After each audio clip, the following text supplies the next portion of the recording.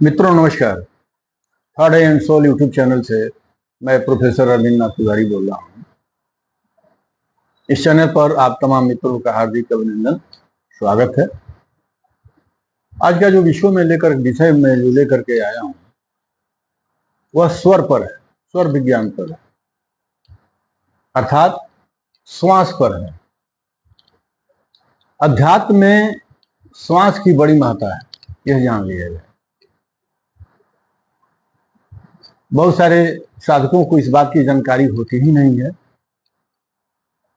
तो वैसे साधकों के लिए आज का ये वीडियो विशेष है। जैसे आप पूजा कर रहे हैं, खाना खा रहे हैं, कहीं घूमने जा रहे हैं, टहलने जा रहे हैं, कोई और भी काम कर रहे हैं, तो उस दौरान कौन सी श्वास चलनी चाहिए, किन श्वासों में कौन सा काम किया जाता है, इसका ज्ञान साधक को होनी चाहिए। जिस साधक को इस बात का ज्ञान है उसकी साधना और उसका जीवन सफल होता है और उसका स्वास्थ्य बढ़िया रहती है, स्वास्थ्य अच्छे रहते हैं। इसलिए आज का वीडियो काफी महत्वपूर्ण है। धैर्यपूर्वक सुनिएगा, समय निकाल करके सुनिएगा, वीडियो को स्किप मत कीजिएगा। मित्रों, पुनः आपका इस चैनल पर स्वागत है। हम पूजा करने बैठते हैं, तो पूजा करने के दौरान कौन सी श्वास होनी चाहिए? पहला, सुषुम्ना नाड़ी होनी चाहिए। सुषुम्ना नाड़ी अगर सुषुम्ना नाड़ी आपकी नहीं चल रही है तो चंद्र नाड़ी चलनी चाहिए। अगर सुषुम्ना नाड़ी भी नहीं चल रही है और चंद्र नाड़ी नहीं चल रही है और सूर्य नाड़ी चल रही है तो फिर पूजा में आपका मन नहीं लगेगा, पूजा से मन भागना शुरू हो जाएगा। सूर्य नाड़ी मतलब दाहिना श्वास, चंद्र नाड़ी मतलब बायां श्वास ईड़ा, और सुषुम्ना नाड़ी मतलब दोनों श्वास बराबर से। पूजा के लिए तो सुषुम्ना नाड़ी चलनी चाहिए। अब रहा कि सुषुम्ना नाड़ी के लिए क्या करेंगे कि सुषुम्ना नाड़ी चले, तो मेरा वीडियो है, इसमें वीडियो का जो सीरीज है उसमें आप देखेंगे, आपको मिल जाएगा। तो इसलिए प्रयास ये होनी चाहिए कि चंद्र नाड़ी चले। सूर्य नाड़ी अगर चल रही है तो आपका पूजा में मन नहीं लगेगा, मन भागेगा यत्र तत्र, आप परेशान रहिएगा।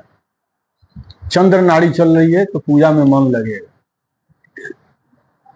चाहे वो जाप हो चाहे ध्यान हो। जाप और ध्यान में डेप्थ में जाना चाहते हैं, उसमें एकदम उतर जाना चाहते हैं, गहरी अनुभूति लेना चाहते हैं, गोता लगाना चाहते हैं, डूबना चाहते हैं, तब सुषुम्ना नाड़ी को जागृत करना जरूरी होता है। एक सेकंड के लिए मैं बता देता हूं। अगर नहीं चल रही हो तो लंबी सांस खींच करके दोनों नाक बंद कर लीजिए और जितना देर श्वास आपकी बर्दाश्त हो सके रोकने के लिए उतना देर रुकिए, फिर छोड़ दीजिए। ऐसे 3 बार कीजिए। 3 बार कीजिएगा, दोनों श्वास बराबर चलना शुरू आपका हो जाएगा।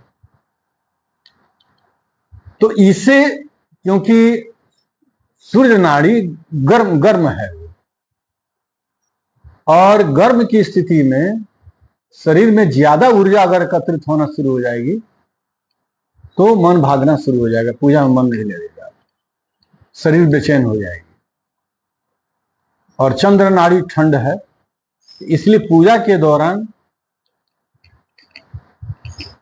ठंड की जरूरत पड़ती है। शरीर शांत हो, ठंडा महसूस करे, इसे बेचैनी नहीं होनी चाहिए।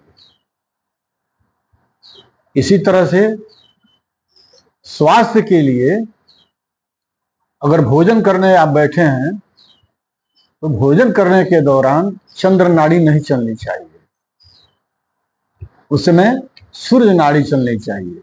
यही कारण है कि हमारे ऋषि मुनि हजारों हजार वर्ष जीते थे, इन्हीं सब विधि विधानों का पालन जो करते थे कैसे जीना है, जीने की जीवनचर्या जो होती थी उनका एक नियमित होता था, स्वयं संयमित होता था और समय के हिसाब से होता था, समय के मुताबिक होता था।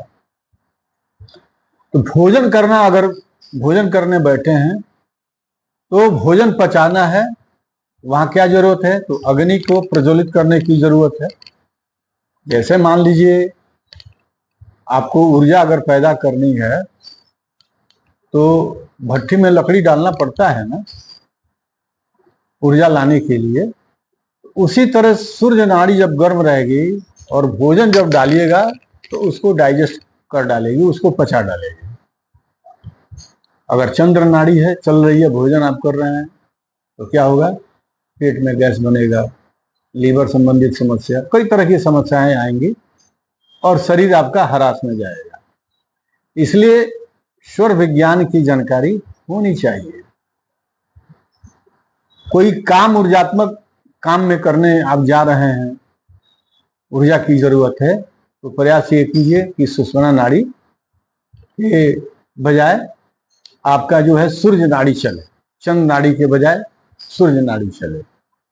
अब कहिएगा कि भाई सूर्य नाड़ी कैसे लाएंगे, तो आप बिछावन पर लेट जाए, सूर्य नाड़ी चलानी है तो बाएं तरफ लेट जाए, तो दाहिना जो है सूर्य नाड़ी चलनी शुरू हो जाएगी। उससे भी अगर मान लीजिए कहीं आप लेटने की स्थिति में नहीं है, तो जो श्वास चल रही है उसी से 2 बार श्वास लीजिए, 3 बार लीजिए और सूर्य नाड़ी, ये आपको चंद्र नाड़ी चल रही है तो चंद्र नाड़ी की तरफ से 3 बार श्वास लीजिए और 3 बार इधर छोड़ दीजिए सूर्य नाड़ी की तरफ, आपकी सूर्य नाड़ी हिलनी शुरू हो जाएगी। यह प्रक्रिया कीजिएगा। अब जैसे मान लीजिए कोई विद्यार्थी है, पढ़ने बैठा है, तो उसका दिमाग शुष्क होना चाहिए, तो उसे चंद्र नाड़ी की जरूरत है, तो वह यह प्रक्रिया लागू कर सकता है। घर से आपको निकलना है, यात्रा अगर करनी है, तो यह ध्यान दीजिए कतई भुला करके आप सुषुम्ना नाड़ी के पीरियड में न निकले, नहीं तो दुर्घटना होना निश्चित है आपके साथ, निश्चित है कि दुर्घटना होगी आपके साथ।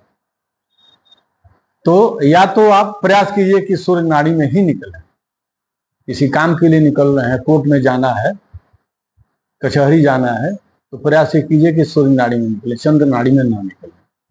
ये तक दूसरा कोई काम हो, मार्केटिंग करनी हो, तो आप सूर्य या चंद्र नाड़ी में निकल सकते हैं। लेकिन केस की पैरवी हो, किसी पदाधिकारी से मिलना हो, तो आप प्रयास कीजिए कि सूर्य नाड़ी में ही निकले और वहां जाए तो सूर्य नाड़ी में ही सामने वाला से मिले। तो मैं समझ रहा हूं कि बहुत हद तक आपको स्वर विज्ञान का लाभ मिला होगा और मेरी बातें समझ में आई होंगी आपको। अगर मेरी बात आपको समझ में आ रही है, वीडियो अच्छा लग रहा है, तो मैं निवेदन करूंगा कि चैनल को सब्सक्राइब, लाइक, कमेंट करना नहीं भूलिएगा। और घर में कोई वास्तु दोष है या किसी तरह की कोई बात हो, निगेटिव या नकारात्मक कोई बात हो, तो डिस्क्रिप्शन में मैं अपना नंबर दे दूंगा, आप वहाँ व्हाट्सएप के माध्यम से मैसेज देकर के समय ले लें, फिर मिले, मैं आपके समस्या का समाधान कर सकता हूँ। फिर पुनः दूसरे वीडियो में आपका अभिनंदन और स्वागत। जय माँ गायत्री, हर हर महादेव, जय बजरंग।